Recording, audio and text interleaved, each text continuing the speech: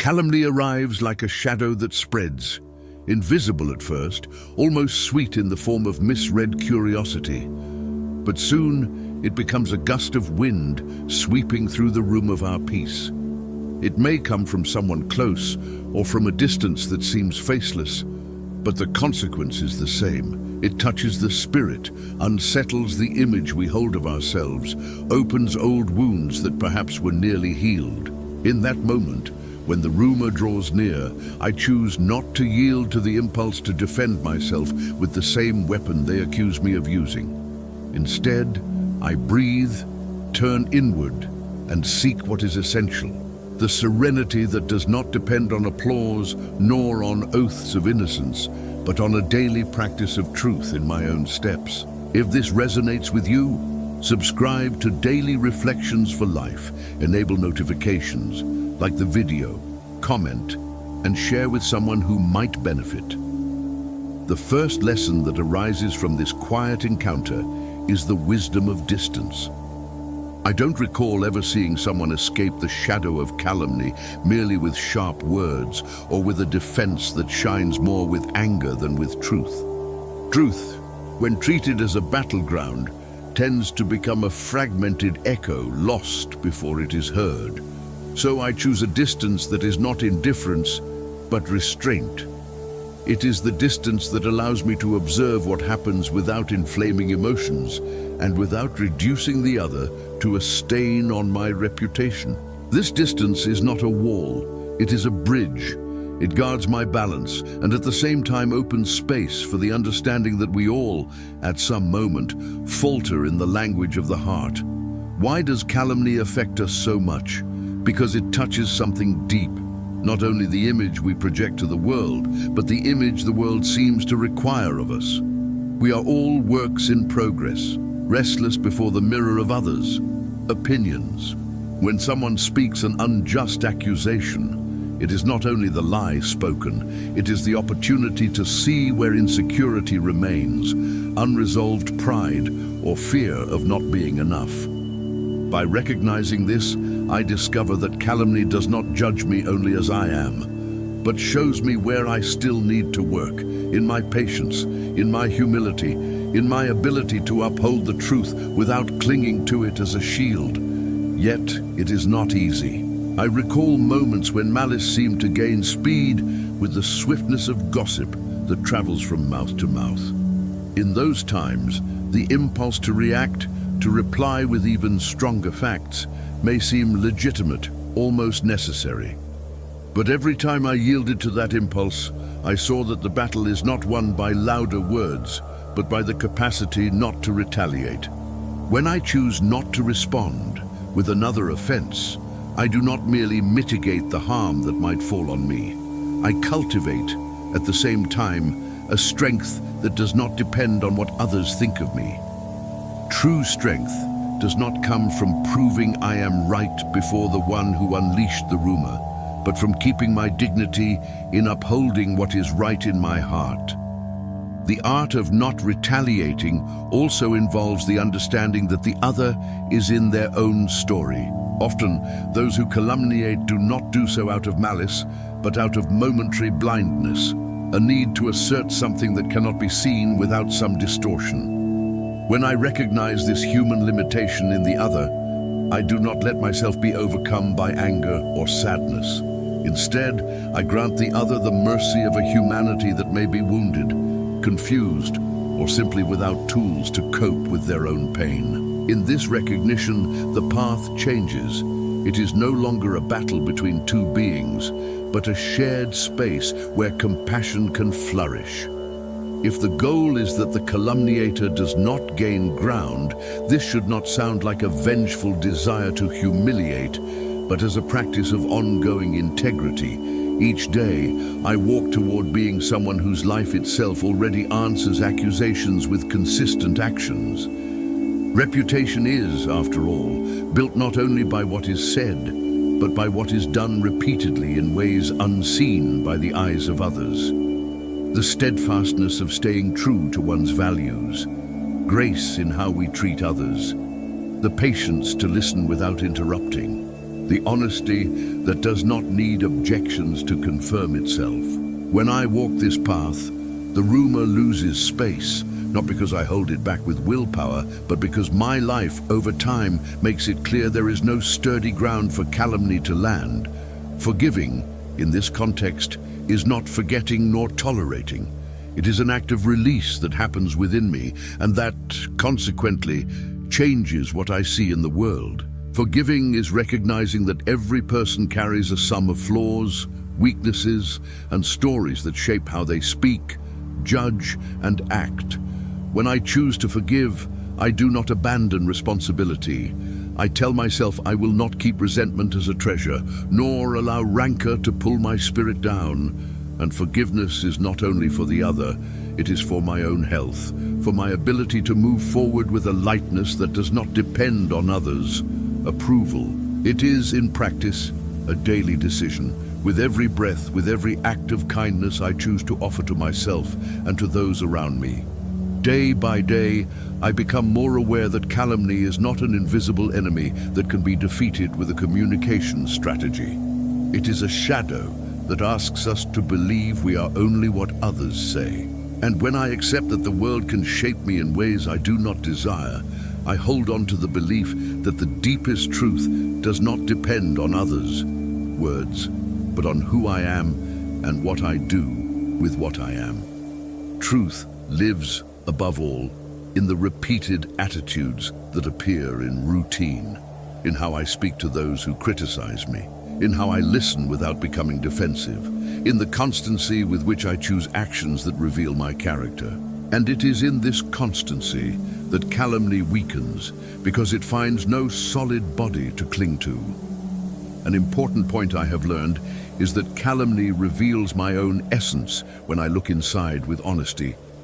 There are moments I felt my reaction said more about my fear of being seen in a certain way than about the situation itself. When I least want to, I discover that my greatest protection is not defense, but inner serenity. Serenity is not passivity. It is the ability to act with gentleness and clarity, even when the world around me seems agitated. In each situation, I choose to respond with a voice that does not assault, with words that do not feed the fire, with gestures that do not seek to humiliate. I listen more, speak less, and give space for the other to find their own rhythm. In that space, the truth has a chance to emerge without forcing it through the narrow door of accusation. There is also a communal dimension to this reflection. When someone speaks ill of me, it is not merely a private battle between two people. It is a situation that can affect the relationship with the entire community. In moments like these, I remember that our shared life is woven from interdependence. What I say, what I do, what I think, echoes in the bonds that sustain home, work, church, and the circle of friends. Therefore, I cannot act as if life were only mine.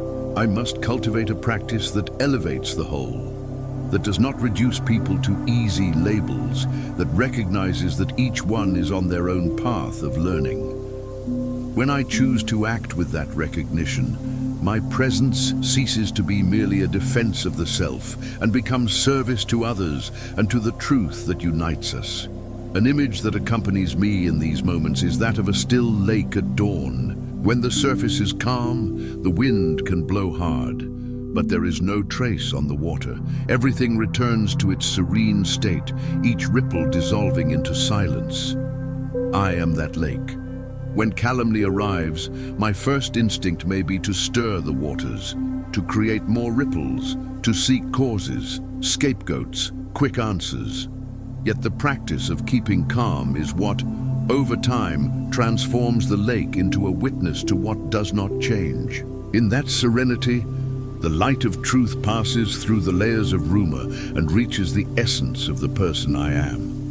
And the person who looks at me from the outside, who watches me with eyes of judgment, may see that my image no longer depends on every word someone uttered, but on the constancy of my being. Let life be my greatest teacher is a choice that renews itself each day. There are teachings that silence imposes gently, that not every offense needs an answer, that the greatest strength may lie in not reacting as if one had lost control, that true authority is that of character. And there are lessons that emerge from daily work with an open heart, people who help me see my own limits, situations that show me where I am still vulnerable. And, surprisingly, the understanding that forgiveness is not only for the other, but a mercy toward myself, toward my own dignity. At the core, this reflection points to a simple yet profound question: what kind of life do I choose to live in the face of those who calumniate me? If I choose to live with integrity, the answer reveals itself in my ongoing gestures, not in the words I utter here or there. I choose a life that does not depend on the momentary opinion of someone, but rests on the consistency of small actions that reveal who I am when no one is watching, when gossip has no audience, when pride has no mask.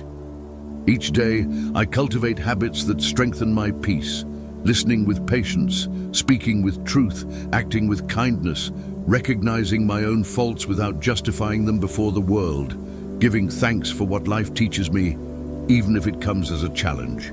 The practice of not retaliating is not to deny justice, nor to close my eyes to harm. Sometimes there are situations that require a firm response, that defend the other when there is clear injustice. What I learn, then, is that this firmness does not need to be combative. It can be anchored in truth with a presence that does not seek to humiliate, but shows that life is more than a piece of theater whose script is written by those who accuse us. The justice I seek is to respect the dignity of all, including those who, through error or pain, proliferate harsh words. And the courage I practice is not the courage to wound, but the courage to remain humane in the face of a breach of faith that calumny can provoke. When I think about how the calumniator might refuse to see the truth, I realize that the most powerful choice I can make is to maintain the consistency of my actions. If my days are spent in small acts of care, in simple gestures of honesty, in listening that does not seek to win, life shows that rumor carries less weight in a life that remains faithful to itself. And, in time, the perception of those who observe me can change as well. For reputation is not only what others say about me, it is what my presence confirms day after day. And when that presence is pure, when the heart is open, when words are chosen with care and without rancor, perhaps the calumniator finds an answer within themselves, without me having to say a single thing in defense of my honor. If I could offer a free-spirited piece of advice, it would be this: transform every attack into an opportunity for spiritual growth. Do not allow calumny to transform you into someone you are not. Use conflict to deepen your commitment to truth, to kindness, and to humility. May each day be a new page where you choose to act with a dignity that does not depend on how others act, but on how you decide to be. And at the end of each day, look back not with bitterness or pride, but with the gentle clarity of someone who knows they have lived with integrity, who loved without demanding return, who forgave without forgetting, who walked without promoting noise in others' souls, but healed their own soul with acts of simple beauty. In this slow dive of life, I have learned that the greatest answer to calumny is not defense, nor public refutation, nor retaliation. The greatest answer is a reputation built with patience, with honesty, with respect for the other. The person who chooses this path becomes, over time, a presence that does not need to echo to be real, who does not need to fight to exist. And the one who projects words without roots, even if they seek to wound, ends up smaller in the face of a life that does not yield to the impulse to hurt, that chooses beauty, kindness, and responsibility for one's own energy. Thus, rumor can lose its strength, not because it does not exist, but because a life lived in calm, with love and with purpose, proves more powerful than any accusation. May our reflection today be a gentle reminder that calumny has no place where the light of the heart remains lit.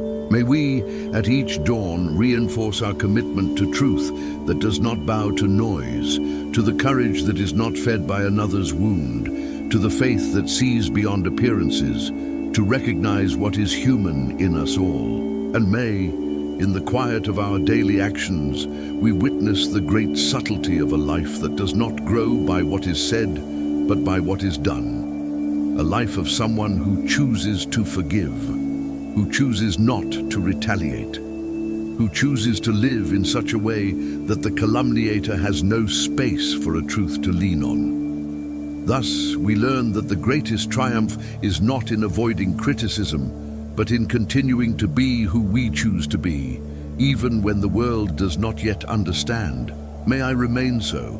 May you remain so in this journey of serenity that does not seek to win, but to transform. May the daily practice of kindness, patience, honesty, and compassion make each breath a gesture of freedom. And may, when rumor comes, we listen without wounding ourselves, speak without defending as if we were a showroom, act without injuring, forgive without regressing. May we, at last, walk with the conviction that life is greater than any word spoken against us, that our true strength lies in fidelity to the good we choose to cultivate, and that by choosing this good, we slowly help the world return to the peace that is our home.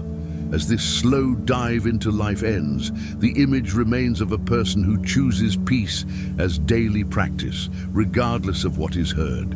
The invitation remains for each of us to repeat in the stillness of the heart, the promise not to yield to the impulse to wound, to forgive without demanding, to serve without seeking recognition. The certainty remains that, by living this way, calumny loses power and life reveals in simple and deep ways what it means to live with justice, compassion, and dignity. And that this be enough to transform not only the present, but the future of those who observe, who listen, who believe that a gentler, truer, and more whole humanity is possible. May the peace that arises from the daily practice of not letting calumny define us be our simple illumination, the compass that guides us on days of smiles and on days of storms. And may we, at the end of each journey, look back not with pride or guilt, but with gratitude for having chosen, at each step, something more valuable than any reputation, a life of integrity, a soul of compassion, a heart that knows how to forgive, and that, for that reason, knows how to love.